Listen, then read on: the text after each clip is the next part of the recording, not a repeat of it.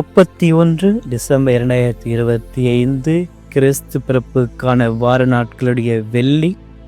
முதலாம் சில்வஸ்டர் திருத்தந்தை நினைவு நாளில் நற்செய்தி வாசகம். புனித யோவான் எழுதிய தூய நற்செய்தியிலிருந்து வாசகம். ஆண்டவரை மாட்சி உமக்கு. அதிகாரம் 1, இறை வசனங்கள் 1-18 முடிய. தொடக்கத்தில் வாக்கு இருந்தது, அவ்வாக்கு கடவுளோடு இருந்தது, அவ்வாக்கு கடவுளாயும் இருந்தது. வாக்கு எனும் அவரே தொடக்கத்தில் கடவுளோடு இருந்தார். அனைத்தும் அவரால் உண்டாயின. உண்டானது எதுவும் அவருக்கு அகன்றி உண்டாகவில்லை. அவரிடம் வாழ்வு இருந்தது, அவ்வாழ்வு மனிதருக்கு ஒளியாய் இருந்தது. அந்த ஒளி இருளில் ஒளிர்ந்தது, இருள் அதன் மேல் வெற்றி கொள்ளவில்லை. கடவுள் அனுப்பிய ஒருவர் இருந்தார், அவர் பெயர் யோவான். அவர் சான்று பகருமாறு வந்தார், அனைவரும் தம் வழியாக நம்புமாறு அவர் ஒளியை குறித்து சான்று பகர்ந்தார். அவர் அந்த ஒளி அல்ல, மாறாக ஒளியை குறித்து சான்று பகர வந்தவர். அனைத்து மனிதரையும் ஒளிர்விக்கும் உண்மையான ஒளி உலகிற்கு வந்து கொண்டிருந்தது. ஒளியான அவர் உலகில் இருந்தார். உலகு அவரால் தான் உண்டானது, ஆனால் உலகு அவரை அறிந்து கொள்ளவில்லை. அவர் தமக்குரியவர்களிடம் வந்தார், அவர்களுக்கு உரியவர்கள் அவரை ஏற்றுக்கொள்ளவில்லை. அவரிடம் நம்பிக்கை கொண்டு அவரை ஏற்றுக்கொண்ட ஒவ்வொருவருக்கும் அவர் கடவுளின் பிள்ளைகளாகும் உரிமையை அளித்தார். அவர்கள் இரக்கத்தினாலோ உடல் இச்சையினாலோ ஆண்மகன் விருப்பத்தினாலோ பிறந்தவர்கள் அல்ல, மாறாக கடவுளால் பிறந்தவர்கள். வாக்கு மனிதரானார், நம்மிடையே குடிக்கொண்டார். அவரது மாட்சியை நாங்கள் கண்டோம். அருளும் உண்மையும் நிறைந்து விளங்கிய அவர் தந்தையின் ஒரே மகன் என்னும் நிலையில் இம்மாட்சியை பெற்றிருந்தார். யோவான் அவரை குறித்து, எனக்கு பின்வரும் இவர் என்னை விட முன்னிடம் பெற்றவர், ஏனெனில் எனக்கு முன்பே இருந்தார் என்று நான் இவரை பற்றியே சொன்னேன் என உரத்த குரலில் சான்று பகர்ந்தார். இவரது நிறைவிலிருந்து நாம் யாவரும் நிறைவாக அருள் பெற்றுள்ளோம். திருச்சட்ட மோசே வழியாக கொடுக்கப்பட்டது. அருளும் உண்மையும் இயேசு கிறிஸ்து வழியாய் வெளிப்பட்டன. கடவுளை யாரும் என்றுமே கண்டதில்லை. தந்தையின் நெஞ்சத்திற்கு நெருக்கமானவரும் கடவுள் தன்மை கொண்டவருமான ஒரே மகனை அவரை வெளிப்படுத்தியுள்ளார். ஆண்டவரின் அருள்வாக்கு. கிறிஸ்துவே உமக்கு புகழ். இறையேசுவில் பிரியமான அன்பு சகோதரமே, 2025ஆம் ஆண்டின் கடைசி நாளில் நாம் இருக்கின்ற இந்த வருடம் முழுவதும் இறை நம்மை காத்தமைக்காக அவருக்கு நாம் நன்றி கூற கடமைப்பட்டிருக்கின்றோம். இன்றைய நற்செய்தி வாசக யோவான் நற்செய்தியாளர் அழகாக இயேசுனுடைய பிறப்பை காலங்களுக்கு முன்னால் இருந்து தொடக்கத்திலிருந்து தொடங்குகின்றார். மற்ற நற்செய்தியாளர்கள் பெத்லகேம் தொழுவத்திலிருந்து தொடங்குகிறார்கள். வார்த்தை மனிதராகி என்னும் ஒரு மறை செய்தியை இந்த நற்செய்தி நமக்கு விளக்குகிறது. இந்த நற்செய்தி பகுதியில் பார்க்கின்ற பொழுது இதில் இருளை வெல்லுகின்ற ஒளியை பற்றி பேசுகிறார். அந்த ஒளி இருளில் ஒளிர்ந்தது, இருள் அதனை வெற்றி கொள்ளவில்லை. இந்த 2025ஆம் ஆண்டில் நாம் சந்தித்த சவால்களை பார்க்கின்ற பொழுது தோல்விகள் மற்றும் நோய்கள் போன்ற இருள்களை நாம் நினைத்து பார்க்க வேண்டும். அந்த இருளானது நம்மை முழுமையாக அழித்து விடாமல் இறைவன் கிறிஸ்து எனும் ஒளியின் மூலமாக நம்மை காப்பாற்றி இருக்கிறார். அந்த ஒளி ஒருபொழுதும் அணையாது. இதே பகுதியில் அருளுக்கு மேல் அருளானது நாம் ஒவ்வொருவருக்கும் நிறைவாக அளிக்கின்ற கொடை. கடவுளுடைய நிறைவிலிருந்து அவருடைய அருளிலிருந்து நாம் அனைவரும் அருளுக்கு மேல் அருள் பெற்றுள்ளோம். கடற்கரை அலைகளைப் போல ஒரு அருள் முடிவதற்குள் அடுத்த அருளானது நம்மை வந்து சேர்கிறதாக. இந்த ஒரு வருடத்தில் கடவுள் நமக்கு தந்த எண்ணற்ற நன்மைகளை நினைத்து நமக்கு அளித்த அனைத்து அருளுக்காக நன்றி கூற இந்த நற்செய்தி வாசகம் நம்மை அழைக்கிறது. இதே நற்செய்தியில் வாக்கானது மனிதராய் நம்மிடை குடிக்கொண்டதையும், கடவுள் எங்கே வானத்திலும் தூரத்தில் இருப்பவர் அல்ல, நம்முடைய அன்றாட வாழ்க்கையில் நம்முடைய கஷ்டங்களில் வீடுகளில் கூடாரம் அடித்து நம்மோடு வாழ்கின்ற கடவுளாக வார்த்தை மனு உருவாகி நம்முடைய குடிக்கொள்கின்ற ஒரு அழகிய பாக்கியத்தை இறைவன் தன்னுடைய பிறப்பின் மூலம் ஏற்படுத்தியிருக்கின்றாக. இன்று 2025ஆம் ஆண்டின் கடைசி இரவு ஒரு முடிவும் ஒரு தொடக்கமும் இணையும் வேலை. ஆக இதை தான் நாம் எடுத்துக்கொள்ள வேண்டும். 2025-26க்கு இடையே இருக்கின்ற பாலம்தான் இன்றைய டிசம்பர் மாதம் 31ஆம் தேதி. ஆக 2025 முடித்துவிட்டு 2026க்குள் நுழைகின்ற பொழுது நம்முடைய பழைய தோல்விகளை மறந்து கிறிஸ்துவோடு புதிய தொடக்கத்தை ஆரம்பிக்க இறைவன் நம்மை அழைக்கின்றார். அவரே நமக்கு தொடக்கமும் முடிவுமாக இருக்கின்றார். ஆக இறைவனை நாம் வழிபடுகின்ற போது அவருக்கு சான்று பகர்கின்ற வாழ்க்கை, யோவானை போன்று ஒளியை பற்றி சான்று பகர்கின்ற நபர்களாக நாம் வாழ வேண்டும்.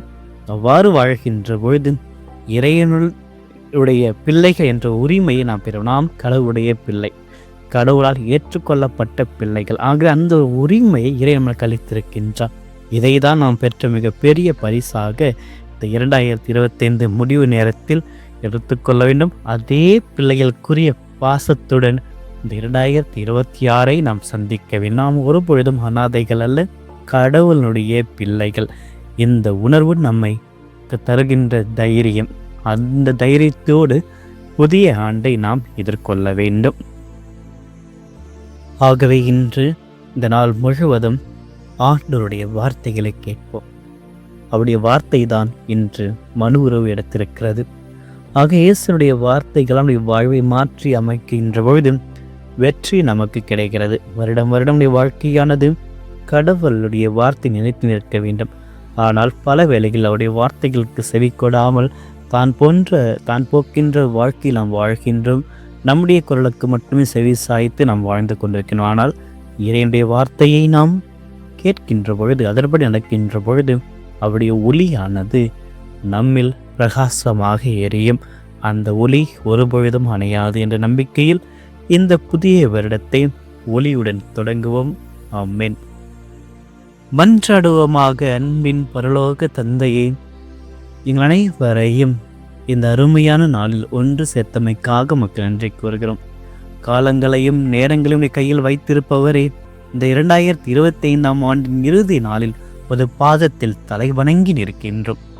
தொடக்கத்தில் வாக்கு இருந்து என்றும் வார்த்தை கூறுவது போல இந்த ஆண்டின் தொடக்கத்திலிருந்தே இந்த கடைசி நிமிடம் வரை எங்களோடு இருந்து எங்களை வழிநடத்தும் பேரன்பிற்காக, பேர் இரக்கத்திற்காக உமக்கு நன்றி கூறுகின்றோம், ஆராதிக்கின்றோம், போற்றுகின்றோம், வழிபடுகின்றோம்.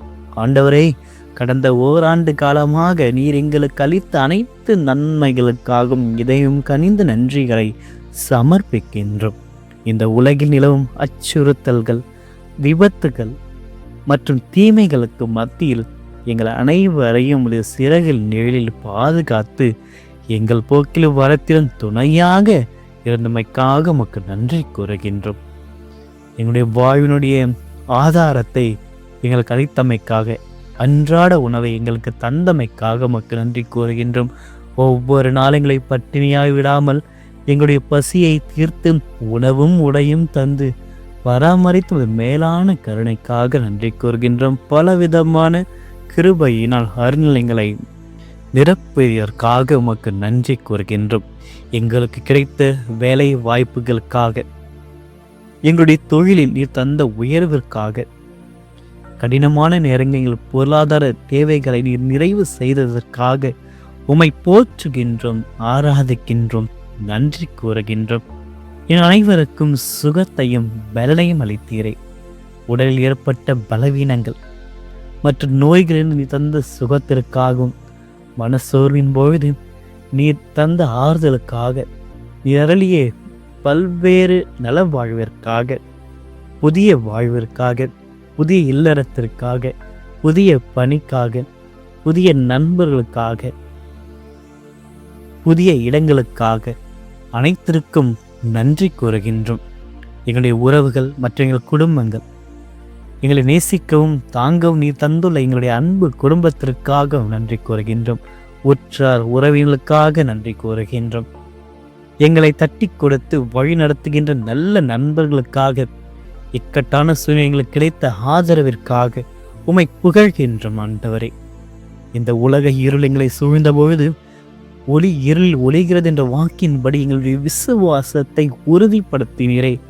உம்மை பற்றி கொள்கின்ற வரத்தை எங்களுக்கு தந்தமைக்காக உமக்கு நன்றி கூறுகின்றோம். இந்த ஆண்டில் நாங்கள் பெற்ற புதிய அனுபவங்கள், கற்றுக்கொண்ட பாடங்கள் மற்றும் எங்களை செதுக்கிய சவால்கள், நாங்கள் சந்தித்த புதிய நண்பர்கள், புதிய உறவுகள் அனைத்திற்காக உமக்கு நன்றி கூறுகின்றோம். இவை ஒவ்வொன்றையும் எங்களை உமக்கு நெருக்கமாக கொண்டு வந்ததை உணர்ந்து உம்மை நம்பியதற்காக உமக்கு நன்றி கூறுகின்றோம். ஆண்டவரே, வார்த்தை மனிதராகி நம்மிடையே குடிக்கொண்டதை இந்த நற்செய்தி வாசகத்தின் வழியாக உணர்த்தியதற்காக உமக்கு நன்றி கூறுகின்றோம். எங்கள் வாழ்வில் ஒவ்வொரு போராட்டத்திலும் எங்களுடனே இருந்தீரே. உமது நிறைவிலிருந்து நாங்கள் அருளுக்கு மேல் அருளை பெற்றிருந்தோமே, அதற்காக அதை நினைத்து மகிழ்கின்றோம். அதற்கு நன்றி கூறுகின்றோம். அதே வேளையில் ஆண்டவரே, இந்த வருடத்தில் நாங்கள் செய்த ஒவ்வொரு தவறுகளை நினைக்கின்றோம். ஆண்டவரே, எங்கள் வாழ்வில் உமக்கு முதலிடம் கொடுக்க தவறிய நேரங்களுக்காக மக்கள் உம்மை பார்த்து மன்னிப்பு கேட்கின்றோம். நோன்பு, ஜெபம் மற்றும் நற்கருணை வாழ்வை அலட்சியப்படுத்துவதற்காக, உடைய வார்த்தையின்படி வாழாமல் உலகப் போக்கிற்கு அடிமையானதற்காக எங்களை மன்னித்தருளும். நீர் எங்களுக்கு தந்த ஆசீர்வாதங்களை உமது மகிமைக்காக பயன்படுத்தாமல் சுயநலத்துடன் வாழ்ந்த நேரத்திற்காக மன வருந்துகின்றோம். மன்னித்தருளும் ஆண்டவரே. பிறருக்கு எதிராக நாங்கள் செய்த தவறுகளை நினைத்து மன்னிப்பு கேட்கின்றோம்.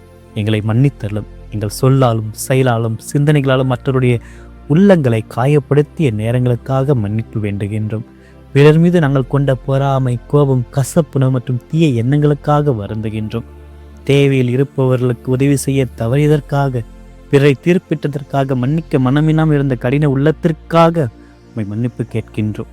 எங்கள் குடும்பத்தின் நண்பர்கள் மற்றும் உடன் பணியாற்றவர்களிடம் காட்டிய அளவற்ற அநீதியான நடத்தைக்காக உம்முடைய சிலுவையில் அடியில் இருந்து மன்னிப்பு கேட்கின்றோம். கருணை மனம் திருந்தி வந்திருக்கின்ற பிள்ளையை ஒருபொழுதும் கைவிடுவதில்லை என்று நினைத்து இந்த 2025ஆம் ஆண்டின் கசப்பாடு நினைவுகளையும் குற்ற உணர்ச்சிகளையும் உம்முடைய இரக்கத்தின் கடலில் கறந்துவிட வேண்டுகின்றோம். எங்களுடைய பழைய பாவங்கள் தலைகளிலிருந்து எங்களை விடுவித்து தூய்மையான இதயத்தோடு புதிய ஆண்டிற்குள் நுழைய எங்களுக்கு அருள் புரியும். இனி வரும் நாட்களில் உம்மை இன்னும் அதிகமாக அன்பு செய்யவும், பிறை அன்பு செய்ததைப் போல எங்களை அன்பு செய்யவும், மற்றவர்களையும் அன்பு செய்யவும் தேவையான ஞானத்தையும் பலத்தையும் எங்களுக்கு தந்தரும். உம்மை போல் வாழ, உம்மை போன்று பிறரை நேசிக்க எங்களை ஆசீர்வதித்தருளும். இந்த மன்றாட்டுக்களை எல்லாம் எங்கள் ஆண்டவராகிய கிறிஸ்து வழியாக மன்றாடுகின்றோம். ஆமென். எல்லாமல் இறைவன், தந்தை, மகன், தூய ஆவியார் ஒவ்வொருவரையும் நிறைவாக ஆசீர்வதிப்பாராக. ஆமென்.